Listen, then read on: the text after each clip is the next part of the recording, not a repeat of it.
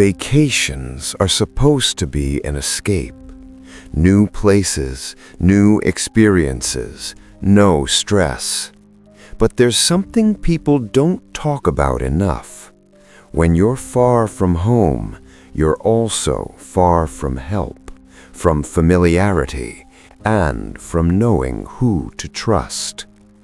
Sometimes the scariest part of a vacation isn't what you plan to see, it's what notices you first.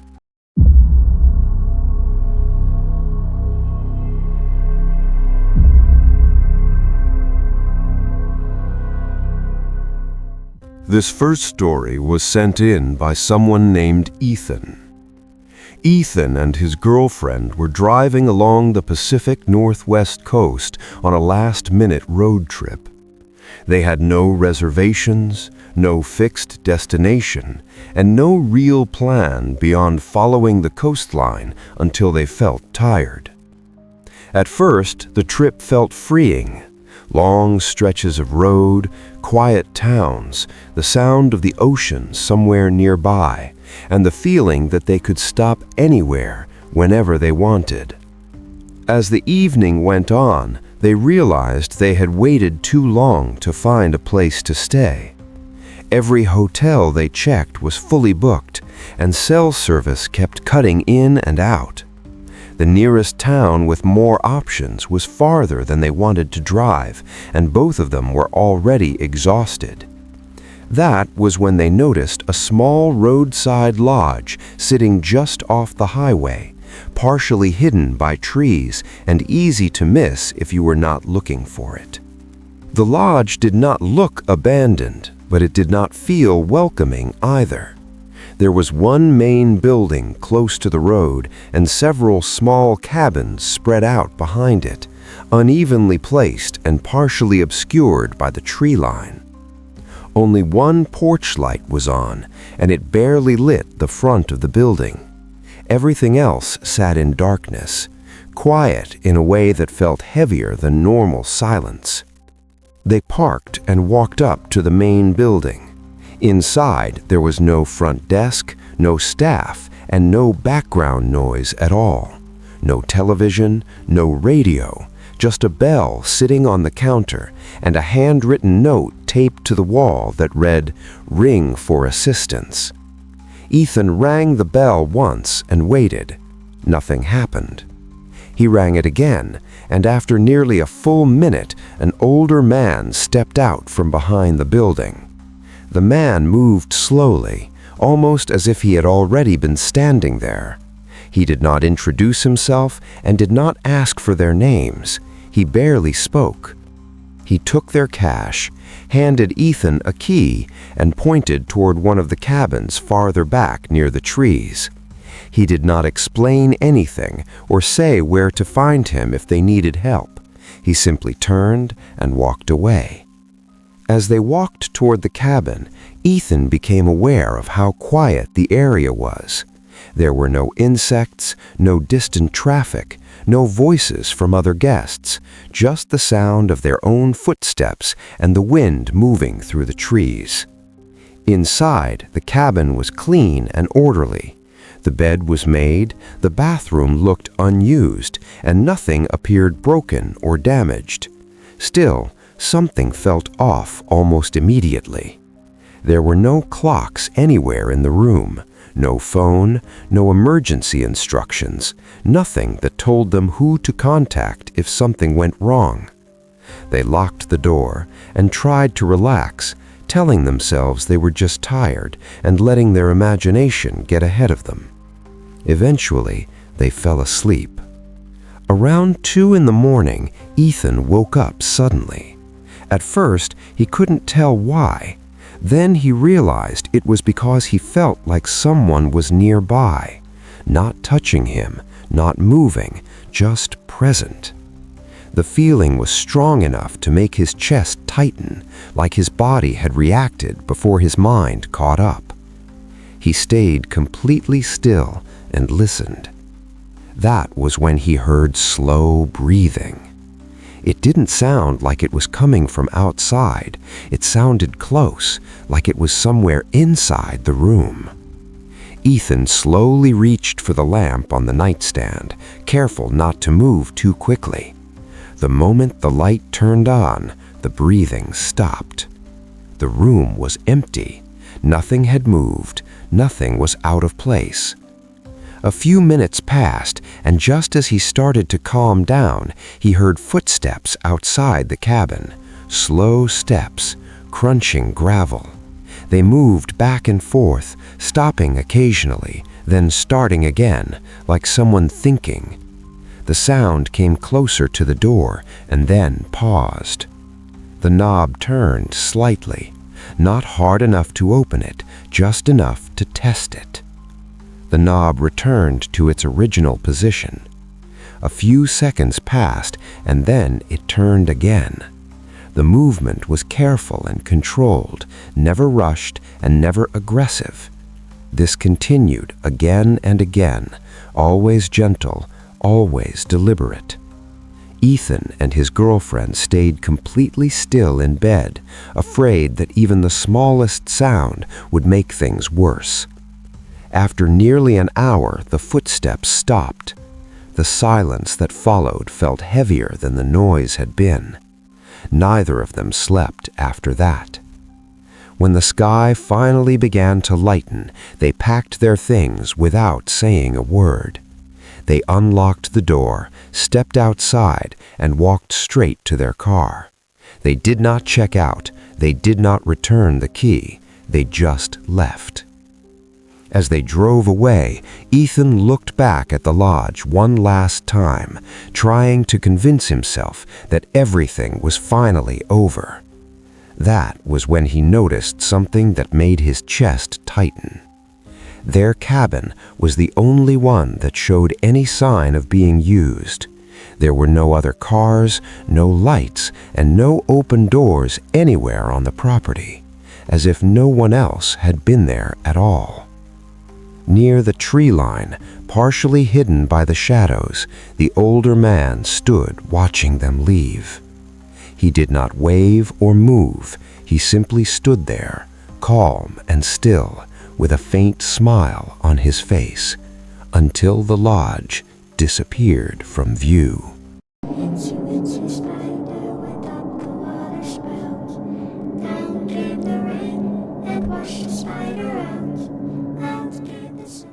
This next story was sent in by a woman named Claire. Claire had been planning a solo trip through Eastern Europe for years. It was something she wanted to do on her own terms, without rushing, without schedules, and without depending on anyone else. She enjoyed walking through unfamiliar cities, getting lost on purpose, and discovering places slowly instead of following crowded routes. By the time she arrived in one particular historic town, she had already been traveling alone for several weeks and felt confident navigating new places by herself.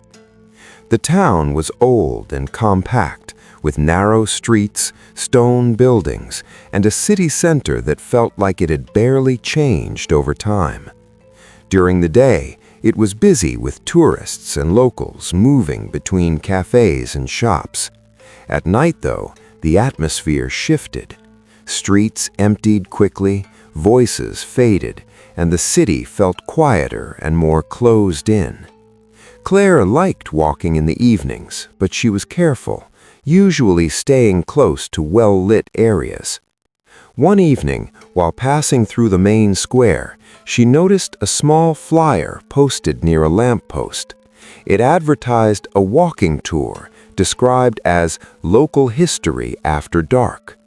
The description promised stories and locations that most tourists never experienced. Claire hesitated at first, but the idea of joining a small group felt safer than walking alone, so she decided to give it a try. When she arrived at the meeting point later that night, only 4 people showed up, including her. The guide introduced himself casually and seemed confident, speaking comfortably as if he knew the area well. From the beginning, Claire noticed that his attention stayed on her longer than it did on the others. He often directed his explanations toward her and made eye contact when talking, even when addressing the whole group. At first, she assumed she was imagining it, but as the tour continued, the guide began mentioning small details that made her uncomfortable. He casually referenced the hotel she was staying at. Then he mentioned a cafe she had visited earlier that afternoon. At one point, he commented on how long she planned to stay in town. Claire was sure she had never shared any of this information with him or anyone else on the tour. She tried to brush it off as coincidence. The town was small, after all, and there were only so many hotels and cafes. Still, the feeling stayed with her, and she found herself paying closer attention to everything he said. As the tour continued, the group slowly moved away from the main streets and into quieter areas of the city. Eventually, the guide led them down a narrow stone staircase tucked between two old buildings. The temperature dropped almost immediately as they entered underground tunnels beneath the town. The air felt damp, and their footsteps echoed loudly against the stone walls. The tunnels were narrow and uneven, with small lights placed far apart along the walls. There were no signs explaining where they were, and no visible security cameras or staff. It felt less like a tourist attraction and more like a place people passed through quickly and did not linger in. About halfway through the tunnels, the guide slowed down and then stopped completely. The group gathered behind him in silence. After a brief pause, he turned around and looked directly at Claire. His expression was calm, almost casual, but his voice sounded different when he spoke. "You're traveling alone," he said. It wasn't phrased like a question, it sounded like a statement, as if he already knew the answer. Claire felt a sudden rush of unease. For a moment, she considered saying nothing at all. Then she forced herself to respond, telling him that she was meeting friends later during her trip. The guide studied her face quietly for a few seconds, as if deciding to believe him. Then he smiled slightly, turned back around, and continued walking without saying anything else. The rest of the tour passed in silence. Claire stayed close to the other participants and focused on counting her steps, trying to calm herself. When they finally exited the tunnels and returned to the surface, she felt an immediate sense of relief. The noise of the city, the streetlights, and the presence of other people made everything feel safer again. As soon as they reached a busier street, Claire made an excuse and left the tour early. She chose a longer route back to her hotel, sticking to well-lit streets and checking reflections in windows and parked cars to make sure she was not being followed. She did not see anyone, but the uneasy feeling stayed with her the entire walk. Later that night, as she lay in bed trying to convince herself that she was overthinking everything, there was a knock on her hotel room door. It was soft, but deliberate. Claire froze and waited a few seconds before asking who it was. No one answered. She checked the hallway through the peephole, but it was empty. After a moment, she called the front desk. They told her no staff had been sent upstairs and suggested it was likely another guest who had knocked on the wrong door. Even so, Claire slept lightly for the rest of the night, waking up to every small sound. Early the next morning, she packed her belongings and checked out of the hotel. She did not explore the city again. She did not attend any more tours. She left quietly and continued her trip elsewhere, trying to put the experience behind her. Weeks later, after returning home, Claire came across a travel forum discussing safety concerns in that same town. One post described an unofficial tour guide who approached tourists at night and led them through underground routes. The details matched her experience almost exactly, from the meeting point to the tunnels he used. The post ended with a single sentence that Claire has never been able to forget, and even now it still comes to mind whenever she travels alone.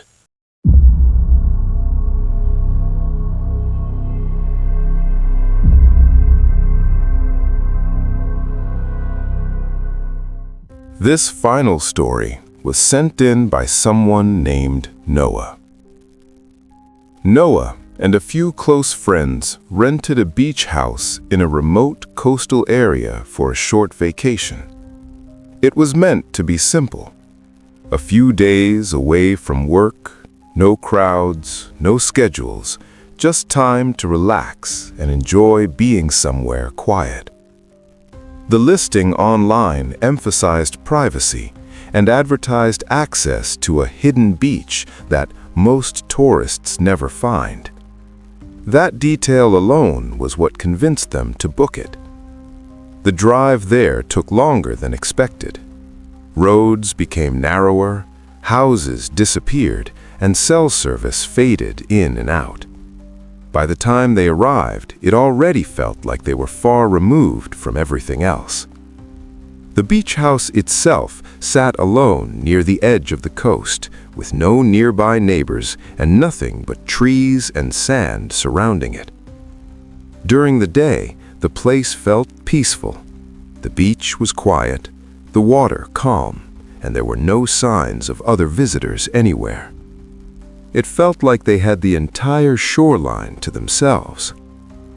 That night, as they sat outside listening to the waves, one of them suggested walking along the beach after dark, just to see what it looked like without anyone else around. They did not bring flashlights.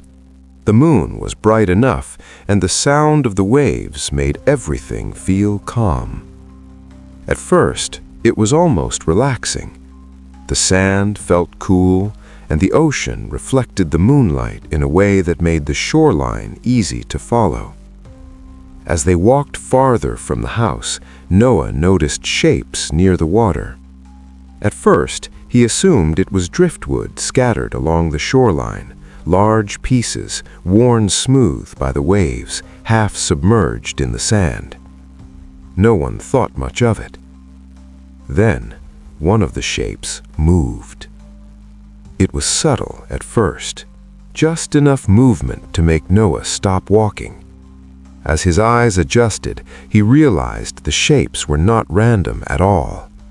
Dozens of human-shaped figures stood ankle-deep in the ocean, completely still, facing away from the shore.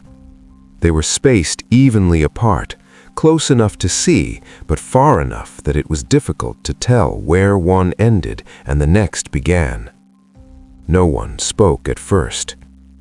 One of Noah's friends laughed nervously and shouted toward them, treating it like a joke, trying to break the tension. The sound echoed briefly along the water. Every figure turned toward them at the same time. There were no visible faces, just dark silhouettes, motionless and silent, now facing the shore. No one stepped forward, no one moved closer. They simply stood there, watching. Noah did not wait to see what would happen next. They ran back toward the house without saying a word, their footsteps uneven and panicked on the sand. When they reached the deck, they rushed inside and locked every door and window. For a few minutes, everything was quiet again, almost as if nothing had happened at all. Then, they heard footsteps on the deck. Slow, measured, moving back and forth. Later, there were soft knocks against the walls. Not loud, not urgent, just enough to be heard. Occasionally, there was a scraping sound, like something brushing against the side of the house. No one looked outside. No one suggested calling for help. They sat together in silence, listening, waiting for it to stop. The sounds continued for most of the night. Sometimes they faded, sometimes they returned, always slow, always deliberate. At sunrise, everything stopped. The deck was empty, the beach was empty. The water looked normal again, as if nothing had been there the night before. They packed their things immediately and left without discussing what they saw. No one suggested staying longer. No one tried to rationalize it. Later, after returning home, Noah tried to find information about the beach online. It did not have a name. There were no photos, no reviews, no travel blogs mentioned it. The only thing he found was a single post on a local forum. It was short and vague, written by someone who did not seem interested in explaining anything. It simply said that visitors do not stay after dark.